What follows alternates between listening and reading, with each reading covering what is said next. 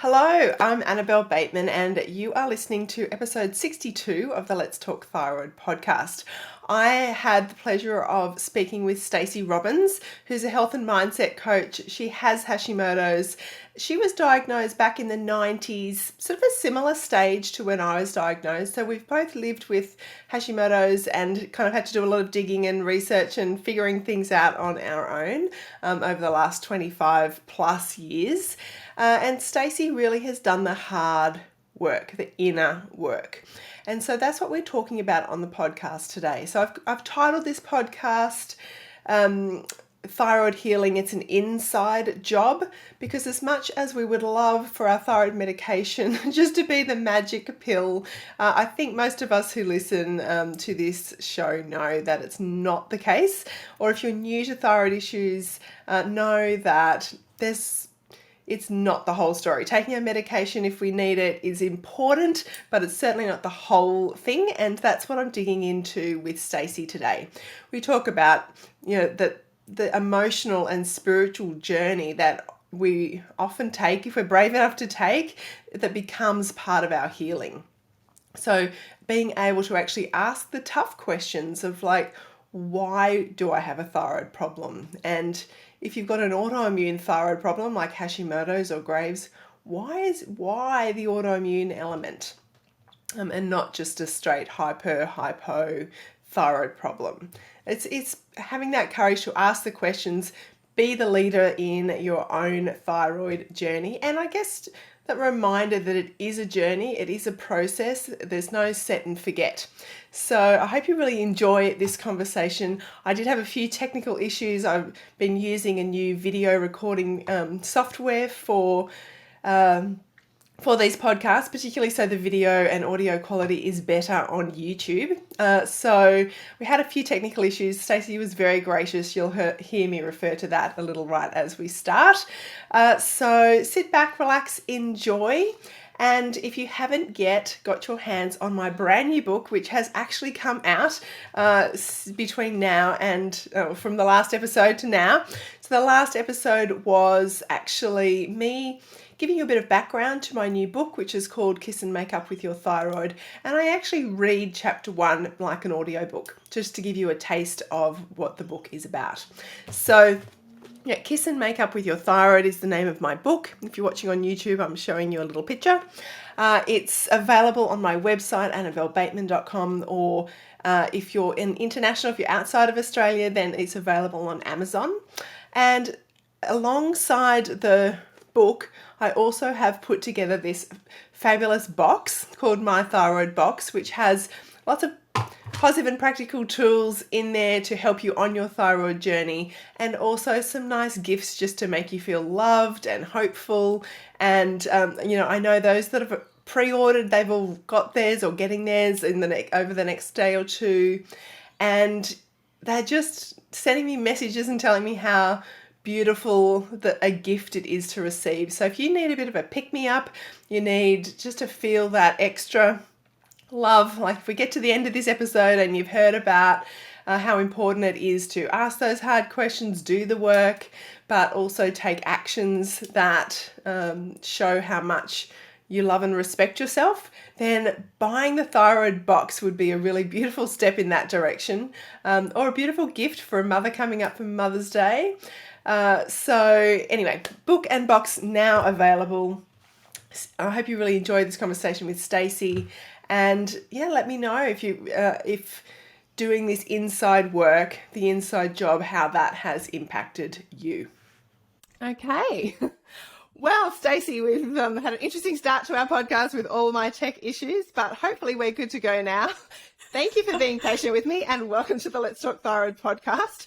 This is it's obviously going to be an awesome conversation because of all the tech issues we've had getting to this point. Oh my goodness, you're really a good-natured soul. Annabelle, thanks for all you're doing to help the thyroid community. It's so great to partner together with a soul sister who is really caring about others too. Thank you. Yeah, look, I've no doubt this is going to be a great conversation, and I'm adamant, adamant's probably not the right word, but I'm convinced that there's always someone that's going to get something out of all the different guests, because we all speak we've all got similar journeys, but slightly different. And so there'll be things that you share that are different to me, and it's going to, be really powerful for someone or many people listening. So thank you for being willing to share your story and all your learnings, and looking forward to getting into all of the emotional stuff to do with thyroid health. That's a lot of what we're going to talk about. So Stacey, how about we start with, I'd love to just know a bit more about who you are, what you do, and your thyroid story. So I'll just leave it to you to introduce yourself for a bit. Sure. Thank you. So who I am, I'm Stacey Robbins. I'm a health and mindset coach, and I'm an author of the book, You're Not Crazy and You're Not Alone. And I have, and as well as other books.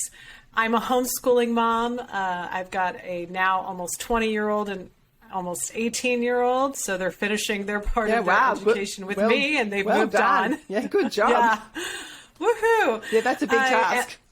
It really is. And I am married to Rock Robbins, who is the author of The Guy's Guide to Hashimoto's. So it helps our partners figure out what we're going through.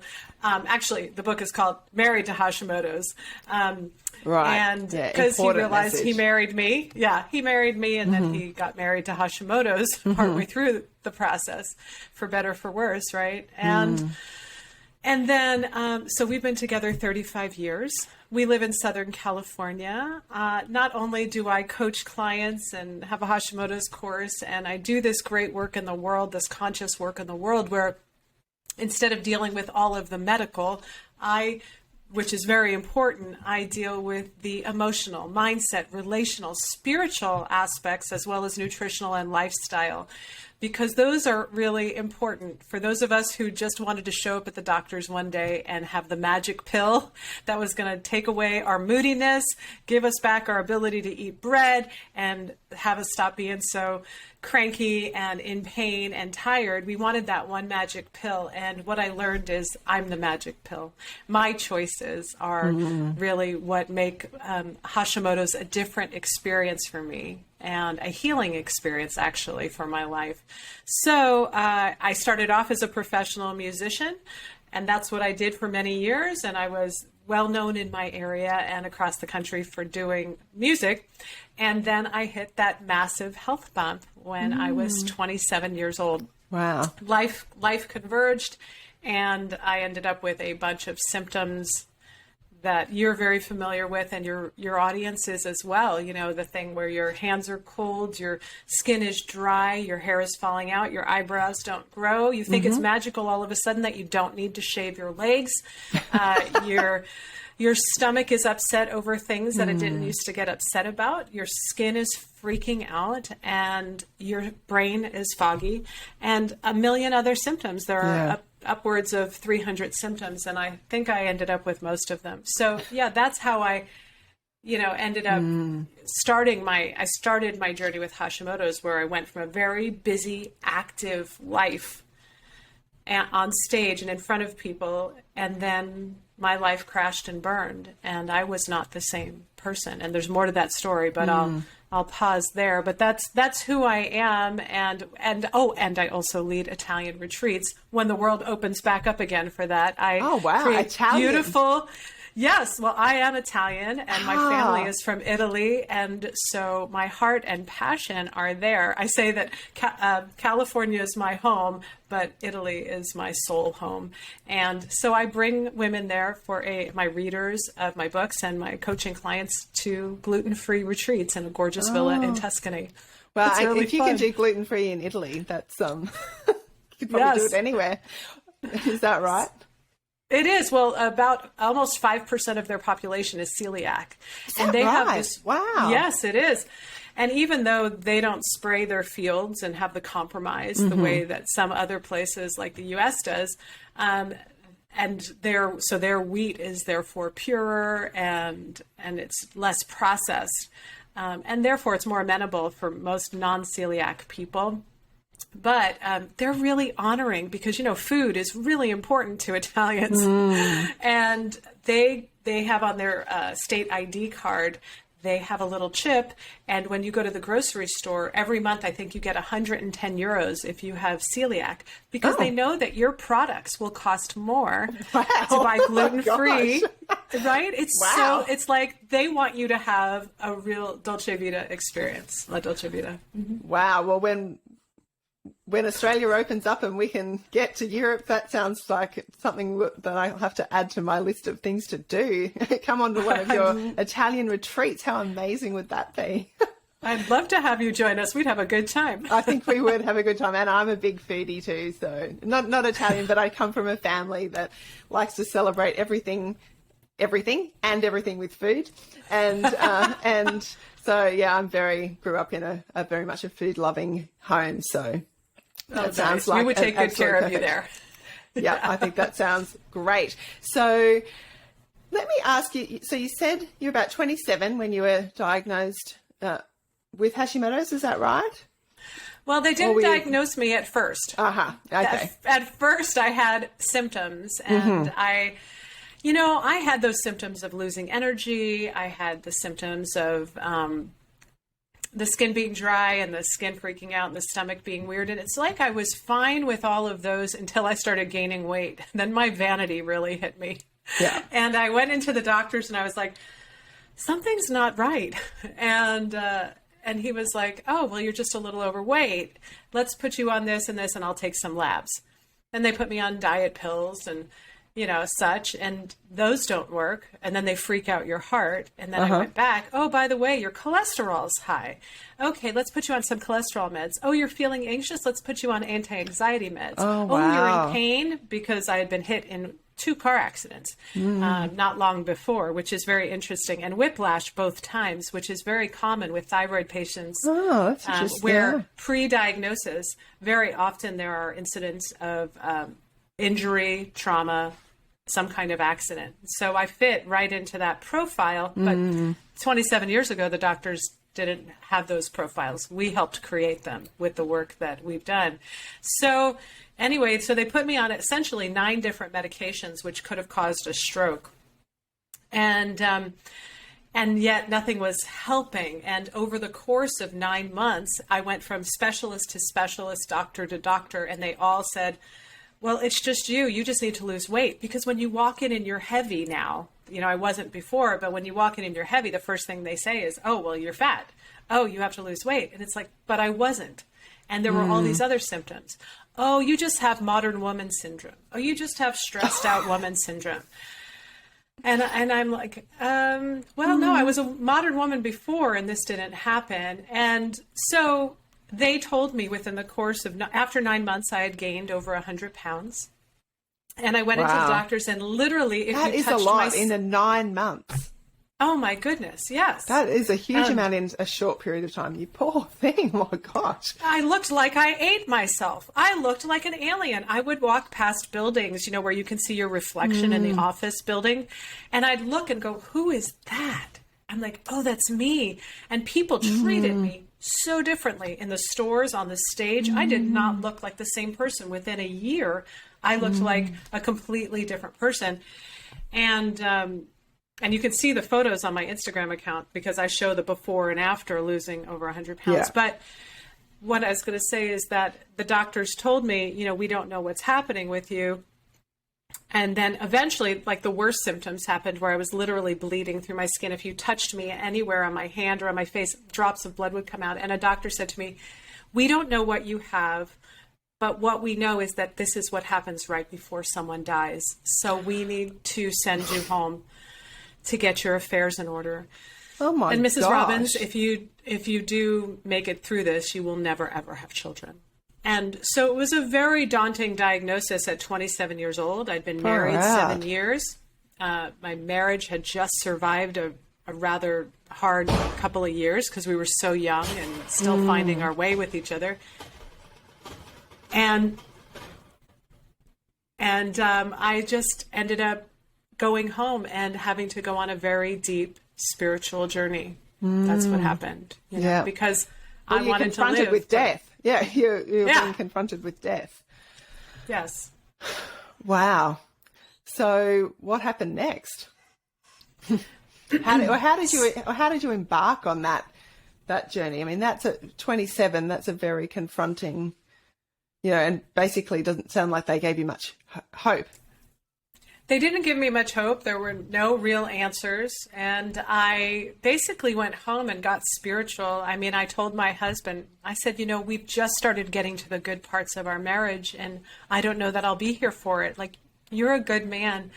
You should find someone to love and who loves you. And I just release you to that. Like, that was probably the hardest part. When I sat down after that, I really had to go in and I asked myself some questions, like, because I felt like Alice in Wonderland. I felt like I am in this really dark room and I don't know how I got in here, but if I could figure out how I got in here, maybe I could figure out how to get out. And so I did this retrospect. I did this kind of reflection time where I just got very spiritual with God, not religious. I just got spiritual. I just said, could you help me? Could you help me know what got me here? What has driven me to the point of being so driven? And when you sit down after being a workaholic, I worked 80 hours a week. I had 3 agents booking me all over Southern California and in Arizona and blah, blah, blah. And when you sit down, stuff will come up. And what came up was, how did this happen? And what led up to this? And so what came up were the traumas in my life and my beliefs about them. And I realized that I had a very strong belief, Annabelle, that I wasn't allowed to have good things, unworthiness, rejection, those kinds of things came up. And when they finally diagnosed me with Hashimoto's, I said, what is this? They said, we don't know, but your body's attacking your thyroid. So I went back to my couch and I sat down in that spiritual place and I just said, so if my body is attacking itself and my body's supposed to feel like a friend to itself, where have I not been a friend to me? Where have I not been at peace with me? And then I went on that big examination. So how profound that you were guided to ask those questions, because there might be questions that you ask when you maybe in your 40s or 50s. I've got a bit more, but at 27, they're deep questions to be asking. And I mean, we know now that all of those things play into Hashimoto's and, the stress and the trauma and the pressure and the personality and that kind of driven nature leads, is part of that picture, isn't it? But at 27, it's impressive to have thought of those questions because, as you said, it's pioneering in the field, really. Yeah. Well, I had been accustomed to having to go deep. I had had a very traumatic childhood with some very significant events that left me not able to talk about them with people. And so I had to go inside. That inside conversation, that talking to me, talking to spirit, whatever the words were that people would use, for me, that felt like the only place I could go. So for me, it was the first place I went, because that was my custom when I had no other avenue for help or support. And so that was really valuable. So even though it's unusual for a 27-year-old, I don't know that, I think that I was probably already very accustomed to that conversation. Yeah. Well, that was part of who you were. So you're saying that's part of how, that was part of Stacey already. Yeah. Yeah.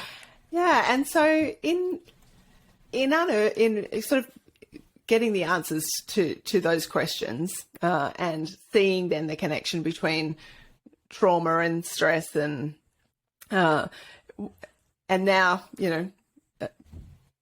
some time on, I'm not going to say how long on, but, some few years beyond, you're, a couple of years older than 27 now.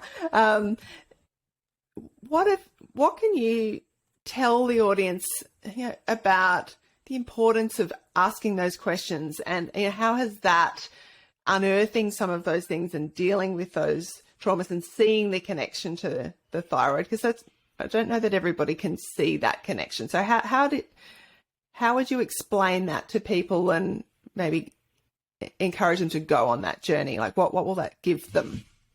That's a good question. Well, first of all, I think that it's important to just understand that it is a journey. And it was a journey for me before there was internet.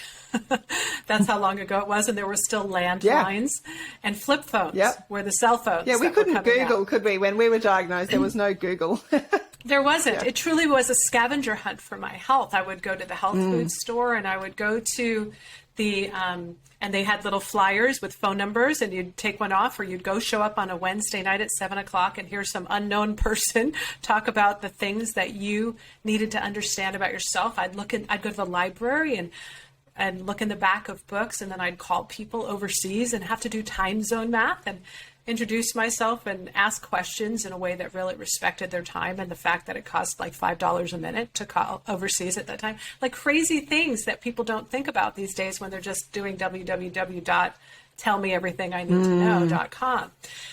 And so you ask me, first of all, I want to say what the value is in doing that is I own my health because I earned it. I had to take the steps to discover me. What is uniquely going on in my body that is also common to the aspects of Hashimoto's? And so how is Stacey uniquely experiencing it? But what are the common elements? Like, for example, we know that gluten, soy, corn, rice, certain elements and grains, or even pseudo grains like the quinoa or the millet or things that show are wild rice that would be fine for most normal people, that they can show up problematic with us, And so to allow yourself to not be in a pass or fail with you, but to go, I am on a journey of learning me. I've been bypassing me for a long time. I've been trying to get by with the perfectionism, the type A personality, the just looking good. But I've been willing to forego being healthy. Looking good just because I can put makeup on or fit a pair of size something jeans on doesn't mean that I'm healthy. And I feel like if, I can't remember who was it who said, it's somebody, it left my mind. Welcome to 53 years old and perimenopause along with Hashimoto's. But basically your healing is in your illness. And there is something about that, even though I would not wish this on anyone that I love or don't love, the truth is that it has brought me on a journey to know me. And that's what I would tell all of your audience and all of our listeners right now is that you have an opportunity. It's disguised as a problem. And the opportunity is the privilege of getting to know who you are and truly loving yourself from a place of honor, respect, and worth, and to notice where you haven't been doing that, why you haven't been doing that, and how that's impacted your life. And the reflection of that will give you an opportunity to live forward differently. And that's a beautiful gift. And not everybody has that gift when they find out they have an illness.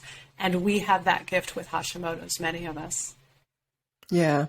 And I think seeing it as a long-term, we've got to live with this forever so that we don't have to get it all sorted out in the first month or 6 months or 6 years even. Like it's a process, and like peeling back all the onion layers, and I think what's inside is, it can be really, as you say, a beautiful gift. And I think for me, I think it certainly, well, it's become part of who I am, and there's that tension, isn't there? Because we don't want to, I know you talk about, you don't want to be a victim. Like, I don't want to be a victim of having Hashimoto's. I don't see that. So it's a tension though, because the reality is there are some, pretty crappy things that go along with it from time to time. And even when it's managed well, you have ups and downs, but there is so much hope. There's so many different avenues, as you say, physical, emotional, spiritual avenues that we can go down. So there's lots of, so I like to try to help people to, hold it all in tension, which I think is exactly what you're saying. It's both, it's everything that you are. You are physical matter, you are spiritual, you are in relationships with life, with earth, with food. It's really becoming conscious of those things. And while you're right, I don't over-identify with Hashimoto's, and yet I recognize that this is the way I say it. I say, I am healing through Hashimoto's. This is the alarm clock that woke me up to pay attention to who I am, how I'm living, and is this working for me? And if it's not, this is my opportunity to pause, because it really forces a pause, doesn't it? Yeah. Yeah. Yeah, it does. And I think sometimes that's that physical that lends it. You're physically exhausted. And so you do need to stop. And the personalities that send to, I've got, that whole driven perfectionist type A personality that tends to go along with autoimmune conditions. We're not good at that. So we've got to learn to be better at that or be prepared to stop. Stacey, one of the things that I think we were introduced to each other through Karen Martell, who I've had on the show, and I know you've been on her podcast. Love her. She is fabulous. So thank you, amazing. Karen. Thank you, and Karen. I listened to your conversation with her on her podcast, and I think it was in there that you talked about the idea that autoimmunity is your body protecting itself from something. And I'm just wondering, I think that was where I heard it. Is that something that you could explain a little bit more? Sure. I don't know if I remember saying that. Maybe I did, and I can't recall. Or maybe somebody else might not did. have. Maybe I might have interpreted it like that, because I've heard it like that. So I'm not trying to put words. We can talk about it. Say that. That's okay. We can talk about it, because it's valuable to consider. I don't think our body is hating ourselves. I don't think that. I think that our body is revealing beliefs that we have about ourselves. And when you think of energy coming preceding matter, when you think of thoughts preceding actions, preceding creation, if you think of words creating life, to say, oh, I want to lead Italian retreats. Oh, I am going to lead Italian retreats. Oh, I'm doing the work to lead Italian retreats. Oh, I lead Italian retreats. Like, very often it starts with a thought that comes from a belief that I can lead Italian retreats. And then the thoughts support that belief. And then those beliefs turn into, and thoughts turn into actions, and actions turn into my life. So what do I think? I think that on some level, likely, for many of us, we have been driven by fear of rejection, fear of punishment. I think we've been driven by whatever was the residue, the unhealed residue of trauma, injury, abuse.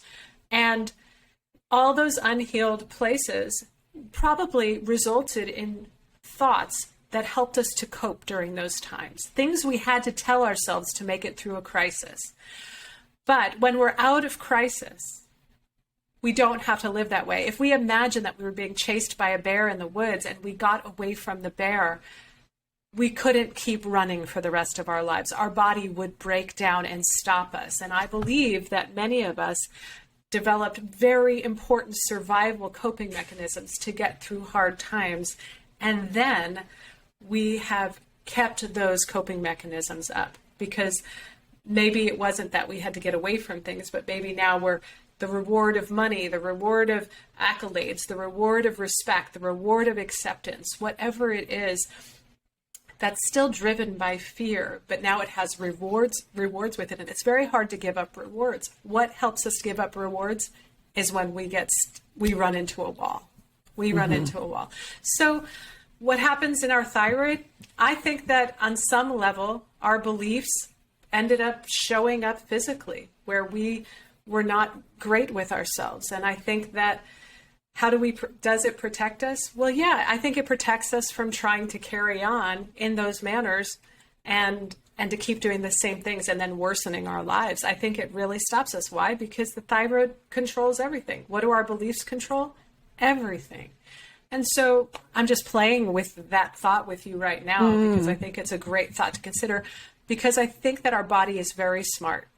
And it's always rerouting. If we remove the gallbladder, it will reroute. If we remove the appendix, it will reroute. If you remove a kidney, it will reroute.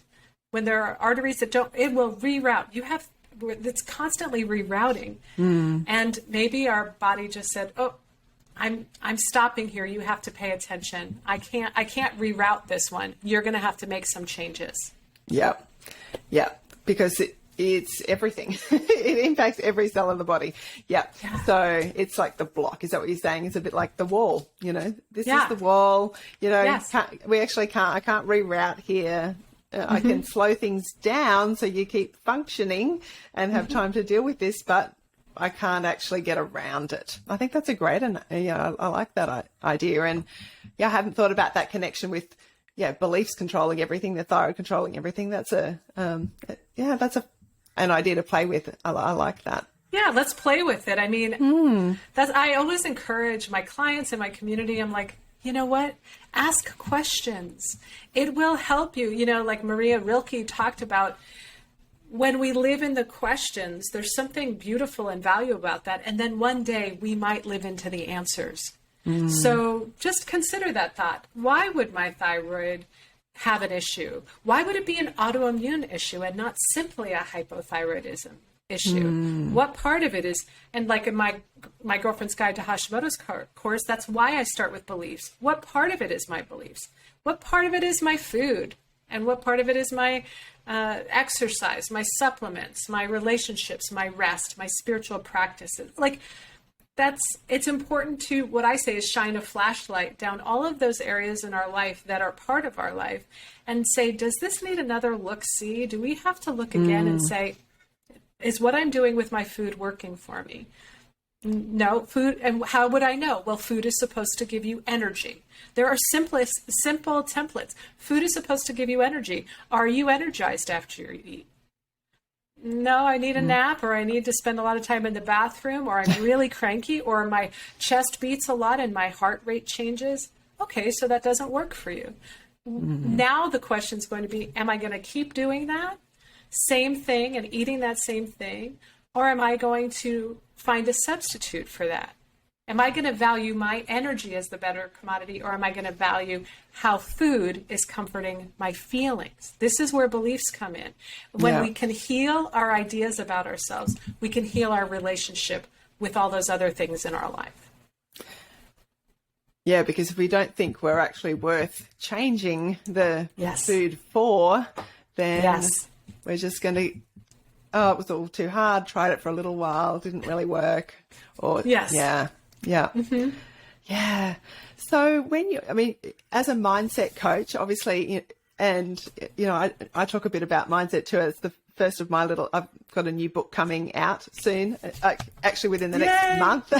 Congratulations. I know. I'm so excited about it. And so I talk about 4 lifestyle pillars, which encompass the different aspects of your course, which I love that. And the first one is mindset. If we can't get our mindset right first, then, but you can't just, I like the flashlight analogy, actually, that you're shining a flashlight, because we can't do it all at once, and different things will pop up at different times. But how, as you're working with people, how do you work with them to work on that mindset piece and change their beliefs so that everything else flows from that? Yes. Well, the first thing that we have to be willing to do, and when someone comes to coaching, they're showing a willingness.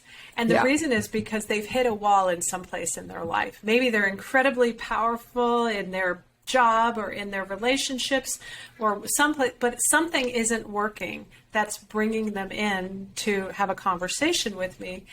And so the first thing that we'd have to be able to do is notice what is working and what is not working in your life.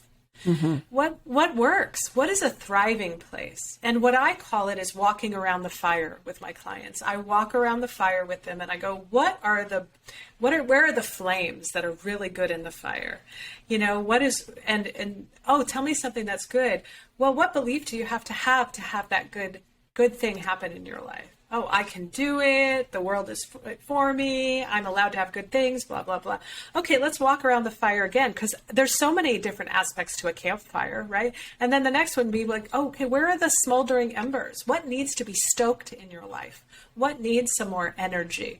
Okay, well, what would be Why is it smoldering? What did you deny it that it needs more of?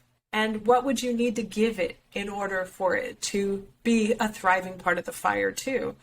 And then we walk around to what's the smoke in your face? Because there's always that moment where there's either some wet wood, there's something in our life that feels like smoke in the face, and we're coughing and sputtering. And it's like, okay, well, why are you in that relationship with that person? It almost always looks like it's another person, our mother-in-law, our sibling, our spouse, our adult child, our aging parent. It always looks like it's another person. But if we break it down, we go, what is the idea you're in a relationship with? What idea are you confronted with every time you're with that person? Because honestly, it's not about that person. It's about that idea, and it will keep showing up no matter where you go in life. So you could never move far enough to get away from that idea. And then the last place we look is, what are the dying embers? What are those places that you need to just let go? Let the wind of life just kind of take them away, and call dead things dead and done things done, right? And let them be what they are and what they were in your life. And go, that is where a fire once lived, and it doesn't anymore. That is where the pain was. That is also part of your fire. We're not trying to get rid of things. We're trying to just let things be what they are, stoke what needs to be stoked, and let die out what needs to die out. So that's the way I do it with my clients. And it's really powerful. And we always come from the premise of this. This is my number one premise. I am 100% responsible for my life, health, happiness, and peace. My experience of life is on me. How I frame it, how I react to it, it's on me. That doesn't mean that other people aren't responsible for crappy things happening or painful things occurring. The way I use it in my life to either serve me or undo me is on me. Yeah. And we own our lives. Yeah, which is incredibly powerful. Powerful. It's not on the doctor that we're going to see or the therapist or our spouse, or it's on us. Yes. Which I see that as incredibly empowering, because we can make changes. We can ask the hard questions if we're prepared to, if we're brave enough to. I think that's a really powerful. It is powerful. And one of my colleagues, Derek Henry, says, control the controllables. Yeah. Control what you can control. And I know it's really hard, because we walk into certain doctors' offices, and doctors, I mean, they have had a tremendously hard time with all of the legal things and liabilities and insurances, that it's really changed the way they practice from 80 years ago and 60 years ago. Or even 40 years ago. I remember when I was a kid, I'd walk into the doctors and my mother would say, oh, she's feeling this or this. And he would say, how are things going at school, Stacey? How are you having friends right now? Draw me a picture. I want to see a picture of you. Because he would chart the way I perceived myself. Like, that was my medical doctor growing up, where he was connected to the idea that stress causes 80% of our diseases, right? So he was trying to get to the root of that. Now, but many of us, including myself, and you can read about it in my book, You're Not Crazy and You're Not Alone, in the chapter, Orange Cones and Lessons in Forgiveness, is the story of how I went to my doctor repeatedly with my same symptoms. And he just kept putting me on one drug after another. And when it didn't help me, he literally walked me out of his office with his arm around my shoulder and gave me a little push off of the curb to go back home and take care of your psychological problems, little girl, and stop wasting my lunchtime. He didn't know what Hashimoto's was, and he didn't know how to treat it. And instead of him saying, I don't know, Stace, he said, you're wrong. You have the problem and it's in your head. That can really mess with you when you're sick, you're young, you're vulnerable, you're tired, you don't understand, and you're seeking to trust the person in the white lab coat. So I just want to tell all of us who are listening right now that if you haven't run into that in your life, you may. And if you have run into it, I want to offer you this as a way to see it. First of all, it's painful, and I'm so sorry, because that's a trust that we have with people in authority. And that was broken by someone not feeling like they could be humble with you and say, I don't know. And instead they put it on you. And likely that triggered something from past abuse where too much was burdened on you already. So it probably has some thematic quality to it. And I would notice that. But I sat in my car that day when my beloved doctor acted not so beloved, and I sat in my car and I waited for him to go inside before I started crying, and I sat and I looked in the rearview mirror and my eyes were swollen, my face was moon shaped like that classic Hashimoto's face that's untreated, and I just looked into my tired eyes and I heard these words pass through me in a very spiritual way that says, this is not a no, this is a yes waiting somewhere else. This is just an orange cone. And I thought, orange cone? And I thought, yes, it is, because this is telling me this is not the answer. Go around. Just like in construction zones, they put the cones up so that you don't fall in and get hurt. That doctor was, by the way he was behaving, was acting like an orange cone. It showed up in a crappy way, but it really redirected me, and I ended up finding better doctors and better solutions. Not that he was a bad doctor, because he wasn't, but that was not my doctor.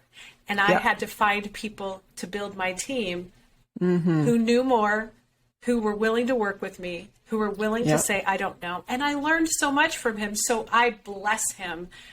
But it was painful. But it's more empowering to bless that person, to go, I don't have to waste one more minute there. It is a very clear no that he does not have what I need. I'm going to treat him like an orange cone. I don't have to like him or hate him. I just have to go around him. Yeah. So sometimes I like the orange cone, or the closed door is just as helpful as the open door. Yes. Sometimes even more helpful, because okay, that's not the path. All right. That's all right. Well, we'll find another way, another doctor, another approach, another podcast to listen to, another question to ask, another food to try, another, The challenge right now, Annabelle, is not that there are so little resources. The challenge right now is there's so many. It wasn't that way 27 years ago when I was going through this. And so, when I wrote my book 13 years ago or whatever, I don't even remember, 2000 something. But, there were not books out there talking about mindset and talking about Hashimoto's in the way of examining your spiritual relationship with yourself, looking at the toxic relationships that reflect your funky beliefs about you. So now it's like walking into Walmart and trying to find a deodorant, and there's like 65,000 deodorants, and you're like, then you leave with a lip liner and you're like, I didn't even come in here for that. It can get overwhelming. It can be overwhelming. Exactly. And I think that's where things like your course, and I'm certainly hoping my book helps to simplify some of that, because it's complicated. The reality is living with Hashimoto's is complex. It does affect everything. There are multiple avenues to try, but if we can try to pare it back and just one step at a time, like I think you said before, like little bite-sized bits of wisdom, like just because we're in it for the long haul. We don't have to deal with it all right now, right at once, but we do have to consider all those flashlight topics, over a period of time, and that's okay. It is okay. I love the idea of loving your thyroid back to health, and we're loving ourselves in the healing of that whole idea of love being, I know it can sound a bit naff, but we know it's not, in a really, truly deep sense, because we can feel like, and I've thought about this, a lot of the language that's around Hashimoto's. I'm a thyroid warrior. I'm battling with thyroid disease. It's all very warlike, hard. My thyroid hates me. That was almost the title of my book. Your thyroid doesn't hate you. That was what it was. That was one of my one of the book titles, and I think this is a lot of what I've heard. I think probably you're on about is that emotional side, the loving, bringing the love into it. Is that something? how have you done that for you? How have you loved or come to healing through, that loving your thyroid, loving yourself, and not just focusing on all the negative stuff? Does that make sense? It does, because it really, I didn't want to be in that combative energy. I didn't want to over-identify with I have Hashimoto's and Hashimoto's has me. And I do say sometimes I have Hashimoto's, but I really do say I'm healing through Hashimoto's. Like, this is what got me to pay attention to me. And so loving, I think I'm still on the journey. I have to be honest. It's not done. I'm different, yeah. But I'm not done. And what I can say is that over time, the first thing is to notice the places when I'm not loving me, and to even know what not loving looks like. It looks like berating yourself. It looks like anything, if you treated another friend that way, that they would walk away from you. That's not loving. Or if another person watched you talking to your child that way, they would say, that's abusive behavior. And to just, at first, we kind of need to almost externalize it and go, what would be loving to someone else? Okay, these qualities, giving them time, giving them attention, giving them what is nourishing and not damaging, giving them space and rest, and a good balance, not of what the world says balance is, but a good balance of what is right for you, of time at work, time at play, time with others, time alone, releasing drama and not engaging drama. So I had to kind of, over time, just even look at the relationships I was in and go, wow, I'm so loving and committed and dedicated. I have that in me. Why don't I do that to me? And then to start actively doing it. And I tell my clients, there's a front door approach and a back door approach to loving yourself. And the front door approach is like if the angels walked into your front door of your house and you're sitting in the living room and they're like, you're amazing. And you're like, you fall to your knees and the lights are just streaming all over you. And you're like, yes, I am. And you just have this like, yaha, and you get up and you walk out the front door and you live differently because you had revelation. Revelation is a front door approach. Revelation often comes like, oh, maybe it's a moment in therapy, or where you're like, aha, or maybe it's a moment in tragedy where you lost somebody, or maybe it's there's something that makes you aware of your greatness and you grasp it in a way you never had before. So that's the front door approach, and that's the one we all wish for, is like, I would really just like this revealed to me. The back door approach is consistent action over time. So the consistent action would be, what would be loving? To drink X amount of water, to take 5 supplements a day, and to go to bed by 10 o'clock. Let's just say you start with those 3 things, right? To do that every day over time, what will happen is as soon as you start feeling good, successful, and okay, those false beliefs and misbeliefs about yourself, those coping mechanism belief, will start coming up, and they'll go, hey, you're not allowed to have that good thing. Remember, we don't do good things. No, we work through hard things. We just get the hard things in life.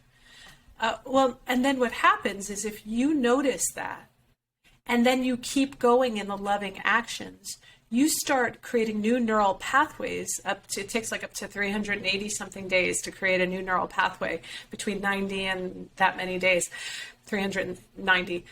And what happens is you can start creating new pathways in your mind of thinking about you, treating you, and you can literally retrain yourself to love yourself. You can relearn this thing that is really, it's part of our brain's wiring to not harm ourselves. We have self-protective mechanisms. So it takes some kind of abuse and trauma to get seated in our amygdala to put us in that mode where we harm ourselves, where we don't eat the healthy foods, where we don't do the healthy movement, where we don't have healthy relationships. And so we can retrain it with that backdoor approach by taking consistent action over time, and just ask ourselves, what would be loving? What would you do if you loved your child? Well, I would feed my child if they're hungry. Yeah, but you're tired. Yeah, but you're a mom. You feed your child when they're hungry. What are you going to feed them? Cracker Jacks for breakfast? No. Why? Because you want them to grow up and be strong and not have a vulnerable immune system. Okay. Well, I am that person who needs that kind of love. So even though you don't feel like it, do it. And eventually the feelings will catch up. Yeah. Yeah. It's those little tiny, have you read the book Atomic Habits? Yes. Uh-huh. Yeah. It's just that, isn't it? Yes. It's amazing what a difference those little things over time add up. And all of a sudden you look back and you think, yeah, like you said before, I'm different than I was before. And that's a good thing. You know, when you're working in that path. Yeah, really, really practical. Stacey, I am mindful of your time, and I don't want to take up any more of it because of all the tech issues ate into a bit. Anyway, I'm just wondering, is there something I haven't asked you that you think my audience would benefit from knowing, as you know, that's come out of this conversation that hasn't quite come out yet? Thank you for asking that. I always ask that. Excuse me. I always ask that at the end of a conversation with a insurance salesman or a card something. I'm always like, pretend I'm your mother. What did I not ask you? So for me, I would say something that I want to remind everybody of, including you and me, because we're still on our journeys too, is that we are the most powerful healers in our life. We are the hero we have been searching for. We are the grown-up in the room when we've been looking for a more adulty kind of adult to lead and guide us through this maze. We are that person that we're seeking. And I would just encourage you to let yourself be found in you and to let you enjoy, and I know that sounds crazy, the responsibility of leading your life through this healing process. And when you do that, when you recognize your power and you take your responsibility, I think that you will start finding even greater team support for you in your journey, and you will not feel alone. Yes, you will find that support even before you believe that about yourself, but you will really optimize that support when you know that about yourself, that you are the most powerful healer in your life.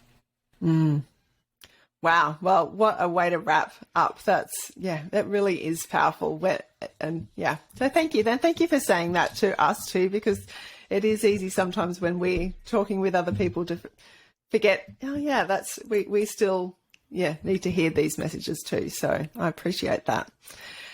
Stacey, how can people get in touch with you? How can they follow you if they want to work with you? What's the best way for people to connect with you? Sure. You can go to staceyrobbins.com, and I'm sure you'll have the link somewhere, but it's STACEY, Robbins.com, and you can work with me in coaching. You can also find my Hashimoto's course there and my books.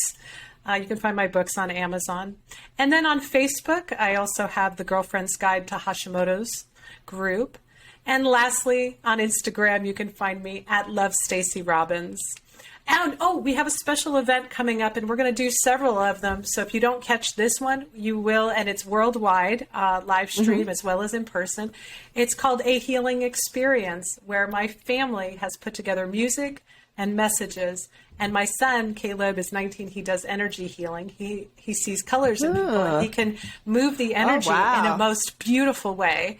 My other son speaks on affirmations, which is all about beliefs. And so there's so much, but you can find that at ahealingexperience.life. So those are all the great places you can find me. Wow, that sounds really, what an amazing family project. Yes, it's wonderful to bring healing. Yeah, that's beautiful. Well, I will absolutely make sure all of those are linked. So if you're listening, just head to the show notes and you can connect with Stacey there. Well, thank you, Stacey, for your time and your kindness and your sense of humor and your grace with me at the beginning and all of that. So thank you. Thank you very much for being on the show. Thank you so much for watching this episode of Let's Talk Thyroid. I would love it if you enjoyed it, if you would hit subscribe and the bell. That would be really helpful. Even more helpful, actually, would be to share it with someone else who you know has thyroid issues or you think would benefit from listening. That really is part of my mission, I suppose, is to spread the message of positive and practical approach to managing your thyroid health so that people really kind of have more energy to get on with living their life and not just kind of trudging through each day. So spreading that word really genuinely helps other people feel better, live better, be better. The best way that you can connect with me is through my website, which is annabellebateman.com. From there, really, you'll be able to connect in all the other ways. I would love it if you would join my Facebook community group. There's lots of great support there. It's all free. That's just being with like-minded people. But from the website, you can also book a strategy session with me. So if you're feeling a bit overwhelmed, not too sure where to start, then book a strategy session. There's also freebies to download and links to look at my online courses or purchase some essential oils or my cookbook. So that's really the hub, would be annabellebateman.com. But look forward to connecting with you and just being in this thyroid health journey together. Have a great day. Bye. The information presented and discussed in this podcast is not intended to diagnose, treat, cure, or prevent any disease and should not be used as a substitute for proper advice from a qualified professional.